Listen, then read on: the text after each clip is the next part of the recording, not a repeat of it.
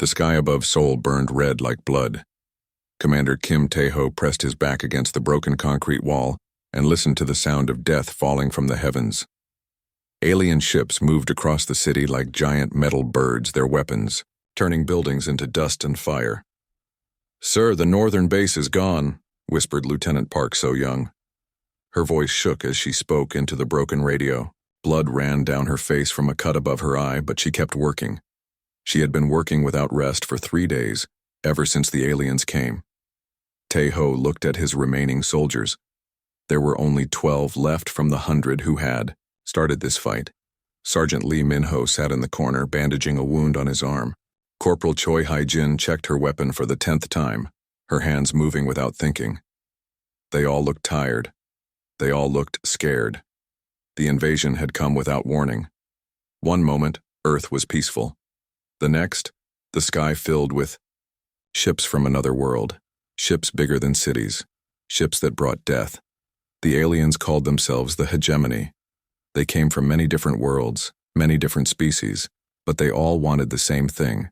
They wanted humans to die. They said humans were dangerous. They said humans would grow too strong if left alone. They said it was better to end the threat now. Earth's armies fought back, but it was like fighting the ocean with a cup. The alien weapons were too strong. Their ships were too fast. Their numbers were too many. In 6 days, every major city on Earth had fallen. The governments were gone. The military was broken. Most humans were dead or hiding. Tae-ho's unit was one of the last groups still fighting. They moved from building to building, taking food where they could find it, shooting alien soldiers when they got the chance. But everyone knew it was hopeless. They were just waiting to die. The radio crackled with static. Then a voice came through, weak but clear. It was an old recording playing over and over again. The voice spoke numbers, coordinates for a place in the mountains far from the city. "Project Lazarus," the voice said. "Final contingency authorized. All remaining units proceed to designated coordinates. Project Lazarus is now active." So-young looked up from the radio. "Sir, I've never heard of Project Lazarus. It's not in any of our files." Min-ho spat blood onto the floor. Probably another government lie. Some secret weapon that doesn't work. But Tae-ho felt something strange when he heard those words, like remembering a dream from long ago. The coordinates the voice gave were for a place deep in the Taebaek Mountains, where no roads went and no people lived. "The transmission is old," Ye-jin said, studying the radio settings. "This encoding system, we stopped using this 30 years ago, before any of us were born." Outside, the sound of alien engines grew louder. Tae-ho looked through a hole in the wall and saw 3 alien patrol ships moving toward their building. The ships looked like metal insects, their blue light scanning the ground below. "They've found us," he said quietly. His soldiers gathered their weapons. They had fought this fight before. Hide, shoot, run, hide again. But they were tired of running. They were tired of watching their world die. The first alien soldier came through the door like a nightmare made real. It stood 7 feet tall, covered in black armor that seemed to drink light. Its face was hidden behind a mask, but red eyes glowed where human eyes should be. It carried a weapon that hummed with deadly energy. Min-ho shot it 3 times in the chest. The bullets bounced off like rain hitting stone. The alien raised its weapon. "Move," Tae-ho shouted. They ran through the back of the building as plasma fire burned the air behind them. The building started to collapse, but they made it to the alley. More aliens were coming from both directions. "The sewers," So-young said, pointing to a metal cover in the ground. They climbed down into darkness and filth. Above them, the aliens searched the ruins, their voices making sounds no human throat could make. But the sewers were too small for their large bodies, and eventually the sounds faded away. Tae-ho looked at his team. "We can't keep doing this. We need to make a choice." "What choice?" Min-ho asked. "Die here or die somewhere else?" "Maybe," Tae-ho said. "Or maybe we find out what Project Lazarus really is." They traveled through the sewers until they reached the edge of the city. The mountains rose in the distance, dark against the burning sky. It would take 2 days to reach the coordinates on foot, if they could avoid the alien patrols. But as they began their journey, None of them knew they were walking towards something that would change everything, something that had been waiting for this moment for thousands of years, something that would turn the hunted into the hunters and show the galaxy that humanity's greatest strength was not in fighting, but in patience. The real war was about to begin. The journey to the mountains nearly killed them. For 2 days, Kim Tae-ho and his team crawled through forests and hid in caves while alien ships flew overhead. They ate berries and drank water from streams. Min-ho's wounded arm got worse and Hee-jin had to help him walk. When they finally reached the coordinates, they found nothing. Just trees and rocks on a steep hillside. No building, no bunker, no secret base. "There's nothing here," So-young said, checking her equipment again. "Are you sure we have the right place?" Tae-ho looked around the empty forest. The coordinates were exact, but all he could see were normal trees and normal rocks. Maybe Min-ho was right. Maybe it was just another lie. Then Hye-jin called out from behind a large boulder. "Sir, you need to see this." Hidden behind the rock was a metal door built into the hillside. It was covered with dirt and plants, like it had been there for many years. Strange symbols were carved around the edges, symbols that looked almost human but not quite right. The door had no handle, no keypad, no way to open it. But when Tae-ho touched the metal surface, it felt warm. The symbols began to glow with soft, blue light. How did it know? So-young whispered. The door opened without sound, revealing a tunnel that went deep into the mountain. Lights came on automatically as they walked, showing walls made of smooth stone. The air was clean and fresh, not like the dusty caves they expected. "This place is old," Min-ho said, running his hand along the wall. "Really old, but the technology is working perfectly." They walked for what felt like hours, going deeper and deeper underground. The tunnel opened into larger rooms filled with machines they didn't recognize. Everything was clean and well-maintained, as if someone had been taking care of it. At the center of the complex, they found him. The man sat in a chair surrounded by glowing screens and humming machines. He looked old, very old, but his eyes were bright and alert. Tubes connected to his arms fed him medicine that kept him alive. When he saw them, he smiled. "You're late," he said in a voice that sounded tired but happy. "But I suppose the timing was always going to be close." Tae-ho raised his weapon, not sure if this was friend or enemy. "Who are you? How are you alive down here?" "My name is Dr. Yang Dongwu," the old man said. "And I've been waiting for you for a very long time." So-young checked her computer files. Dr. Yang Dongwu died 50 years ago. His research on advanced genetics was classified, then destroyed. Yang laughed, a sound like old paper rustling. "Dead? No, not dead, just sleeping, waiting for the right moment to wake up." The machines around him beeped and hummed, keeping his old body alive with technology that seemed impossible. The screen showed information about genetic codes and star maps and things that hurt to look at too long. "I know why you're here," Yang continued. "The invasion has begun. Earth is falling. Humanity is about to be destroyed, just like the plan said it would." "Plan?" Tae-ho lowered his weapon but kept it ready. "What plan?" Yang's eyes grew distant, like he was remembering something from long ago. "Tell me, Commander, what do you know about human history? Real human history, not the stories they teach in schools." "Know enough," Tae-ho said. "Do you know that humans aren't from Earth?" The words hit like cold water. So-young stepped forward. "That's impossible. Evolution, fossil records, everything proves humans evolved here." "The fossil records were planted," Yang said gently. "The evolution was guided. Earth isn't humanity's birth world, Commander. It's our hiding place." He touched a control, and the screens around them filled with images, star maps showing thousands of worlds, pictures of great cities floating in space, fleets of ships that stretched from planet to planet. "Long ago, humans ruled the galaxy," Yang continued. "We had an empire that covered half the known stars. We were strong and proud, and we thought we would last forever. The images changed, showing battles and burning worlds. The same alien ships that now attacked Earth, but in ancient times. The species that call themselves the hegemony today were our enemies then. They formed an alliance to destroy us just like they're doing now. But our leaders saw what was coming. Minho spoke up, his voice weak from pain. If we were so powerful, why didn't we fight back? Because we learned something important, Yang said. War only creates more war. Conquest only creates more enemies. So our ancestors chose a different path. The screens showed something impossible. Human ships destroying themselves. Human worlds emptying out. The great empire dissolving like smoke. They scattered across the galaxy, Yang explained. They hid among primitive species, bred with local populations, forgot their own history. They made themselves weak on purpose. Why? So Yang asked.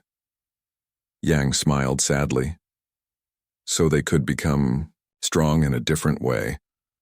Earth was chosen as the final sanctuary, the place where the last pure humans would wait and grow and change, waiting for the day when the hegemony would come to finish what they started.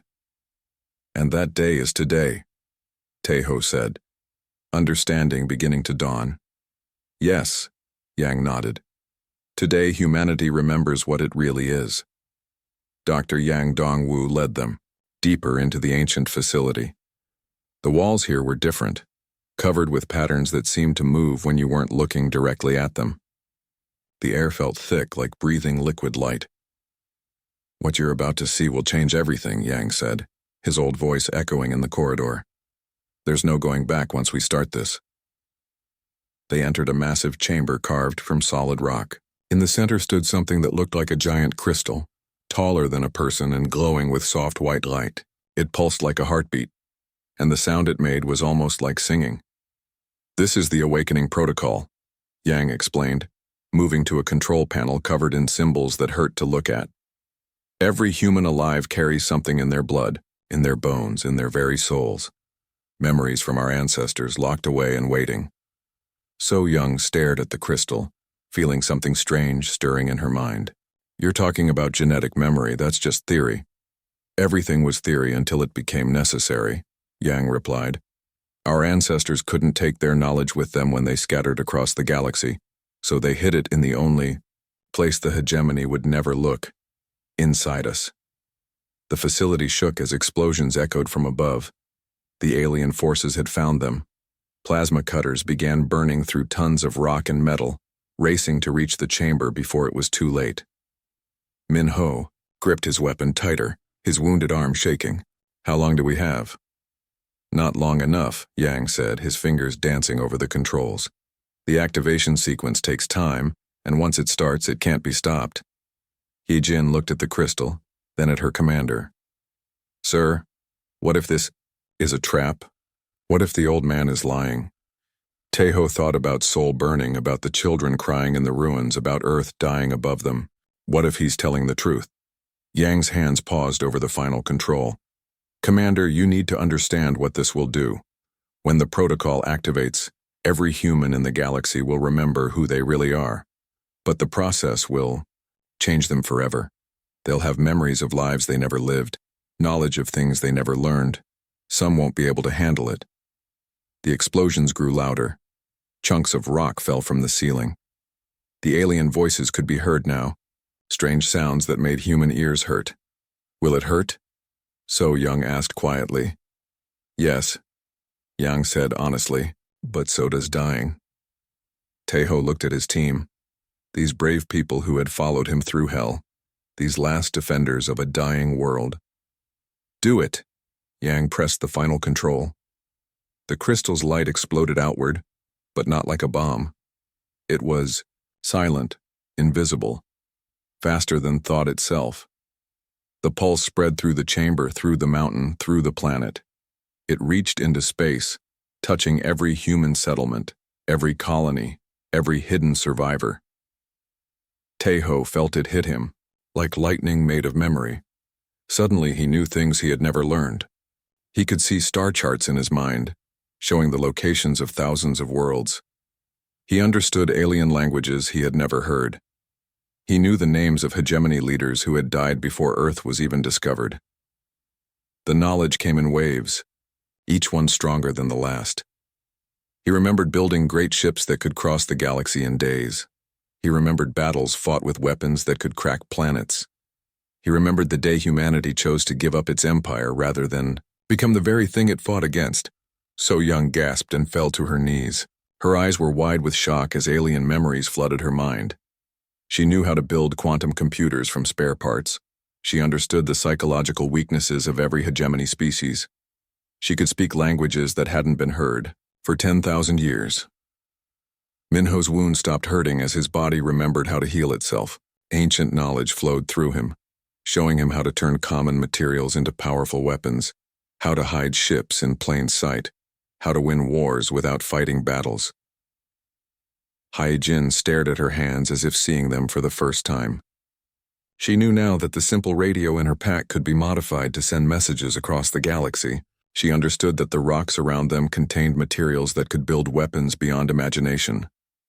"The pain will pass," Yang said, his own eyes glowing with ancient light. "But the knowledge will remain. You are no longer just human soldiers. You are the inheritors of a galactic civilization." Above them, the alien forces broke through the final barriers. Hegemony soldiers poured into the chamber, their weapons ready to kill the last humans on Earth. But the humans they found were not the same ones who had entered the chamber. Taeho looked at the aliens and saw not terrifying monsters, but familiar enemies his people had fought for millennia. He knew their battle tactics, their weak points, their cultural fears. He smiled. "Hello, old friends," he said in perfect hegemony speech. "We've been waiting for you." The aliens stopped, confusion, replacing confidence. How could this primitive human speak their language? Around the galaxy, 6 billion human minds were asking the same question the hegemony would soon learn to fear. Now that we remember who we are, what shall we do about it? The real war was about to begin. The awakening spread across Earth like invisible fire. In the ruins of Tokyo, a group of survivors hiding in subway tunnels suddenly understood that the broken train engines around them could become powerful energy weapons. Their leader, a woman named Sato Yuki, had been a school teacher 3 days ago. Now she remembered how to build star destroyers. In New York's underground shelters, families huddled around dying fires as alien ships patrolled overhead. Then the awakening reached them. A man named Park Jin-woo looked at his broken smartphone and saw not useless plastic, but the core of a quantum communicator that could reach the other side of the galaxy. His hands moved without thinking, connecting wires and circuits in patterns that shouldn't work but did. Across the world, humans began to remember. Commander Kim Tae-ho stood in the ancient chamber, facing the hegemony soldiers who had broken through. But he was not the same man who had entered this place. Ancient knowledge flowed through his mind like water through a dam that had finally burst. The lead alien soldier was tall and thin, with gray skin and 4 arms. Its species was called the Velthari, and they believed honor could only come through single combat.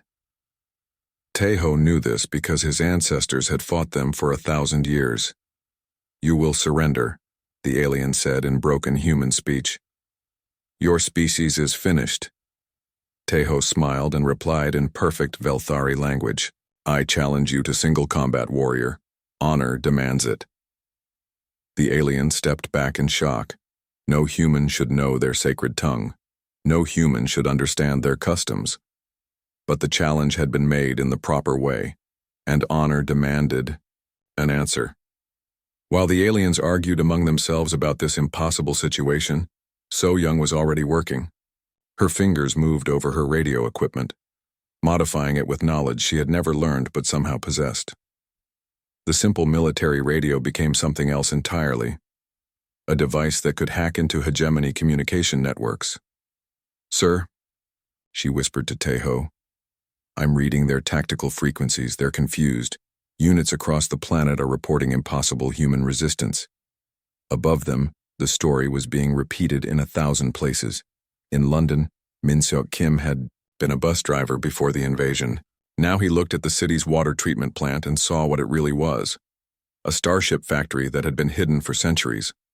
The machinery began to change, revealing its true purpose as massive vessels rose from beneath the Thames. On the other side of the world, Lee Haewon had been a nurse in Seoul's biggest hospital.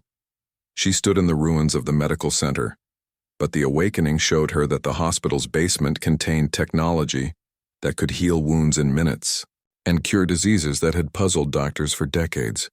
The hegemony forces had expected to find a broken, defeated species. Instead, they found an enemy that seemed to know their every weakness. In the chamber, the Velthari warrior accepted Taiho's challenge. But as they began to fight, Taiho used combat techniques the alien had never seen, moves that exploited the exact weak points in Velthari anatomy, fighting styles that turned their own strength against them. The warrior fell, and its companions stared in disbelief. "Impossible," one of them whispered. "The humans are primitive. They have no technology, no knowledge of war." Hyejin laughed as she worked on her weapon. The simple rifle was transforming in her hands, parts rearranging themselves into something that could punch through hegemony armor like paper. "We had both," she said in their language. "We just forgot for a while." The reports flooding into hegemony command centers told the same impossible story. Human resistance was not collapsing. It was growing stronger. Weapons that had been scrap metal were becoming deadly tools. Humans who had been hiding in fear were now hunting alien patrols through city streets. In orbit above Earth, Admiral Zekmar of the Hegemony Fleet studied the reports with growing alarm. The invasion should have been over. Humans were weak, their technology primitive, but his ships were reporting attacks from weapons that shouldn't exist. "Sir," his aide reported, "we're receiving surrender requests from our ground forces in 12 major cities. They say the humans are using psychological warfare techniques that our species cannot resist." "Psychological warfare?" Zekmar demanded. "From primitives?" But it was true. In Berlin, Jung Min-jae had been a librarian. Now she stood before a group of captured hegemony soldiers and spoke to them in ways that reached deep into their alien minds. She knew their childhood fears, their cultural taboos, their deepest shames. She spoke until they begged to surrender rather than listen to more. The awakened humans did not simply fight back. They fought smart. They knew that the insect-like zephyrins could be paralyzed by certain sound frequencies. They understood that the machine-minded Korthan would shut down if presented with logical paradoxes. They remembered that the proud Velthari would rather die than face dishonor. Most importantly, they remembered that this war had been planned for 10,000 years. "The hunters have become the hunted," Yang said softly, watching the battle reports flood in. And they don't even know it yet. Around the galaxy, humanity was waking up, and their enemies were about to learn what it meant to face a species that had been patient enough to lose an empire just to win it back. The message began broadcasting from Earth on every frequency known to exist. It reached across the galaxy, touching every world where intelligent life could listen. The transmission was simple but impossible to ignore. From the restored command center beneath Seoul, Dr. Yang Dong-woo spoke to the universe. His voice, kept alive by ancient machines, carried words that would change everything. "People of the Galaxy," he began, "we need to talk. On 1,000 worlds, the species of the hegemony stopped what they were doing to listen. They had expected threats from the humans, demands for surrender, promises of revenge. Instead, they heard something they never expected. "We could have destroyed you," Yang continued, his old voice steady and calm. "The weapons exist. They existed when our ancestors ruled the stars, and they exist now. But we chose not to use them." In the command center, Commander Kim Tae-ho watched the responses flooding in from across human space. Every awakened human was contributing to the broadcast, sharing their recovered memories and ancient knowledge. So Young translated alien communications as they poured in from hegemony worlds. Minho and Hyejin coordinated with resistance groups on distant colonies. The message continued. 10,000 years ago, humanity made a choice. We could have fought you with ships and weapons and armies. We could have burned your worlds and conquered your peoples. But we learned something important. War only creates more war. On the Velthari homeworld, warriors gathered around communication screens in confused silence. They had spent their lives believing that strength came from victory in battle. Now, they heard enemies speaking of strength through surrender. "So we did something different," Yang's voice explained. "We scattered ourselves across the galaxy. We hid among you, learned from you, became part of your worlds. We made ourselves weak, on purpose." The Zephyr and Hive Queens felt their collective consciousness stir with uncertainty. How could weakness be a choice? How could defeat be victory? Why? Yang asked the question every alien listener was thinking. "Because we wanted to see if you could learn what we learned. That cooperation builds more than conquest ever could." In Space Above Earth, Admiral Zekmar studied the tactical displays with growing confusion. His fleet still outnumbered the human forces, but something had changed. Reports from across the galaxy told the same story. Hegemony units were laying down their weapons without being forced to. On industrial worlds where the Korthan machines had enslaved other species for centuries, workers were walking away from their posts. The mechanical overlords tried to stop them, but their logical systems crashed when presented with a simple question. If the mighty humans could choose to be weak, what did strength really mean? The broadcast showed images now, pictures of human history that had been hidden for millennia. Great cities floating between stars, ships that could cross the galaxy in hours, weapons that could crack planets like eggs. "We gave this up," Yang explained, "because we realized something our enemies never understood. True power isn't the ability to destroy, it's the ability to choose not to." Tejo received a priority message from the lunar colonies. "Sir, the hegemony garrison on the moon is requesting permission to surrender. They want to learn about human philosophy." Similar reports came from Mars, from the asteroid belt, from human settlements throughout the solar system. Alien forces were not retreating, they were asking questions. The broadcast reached its climax as Yang revealed the final truth.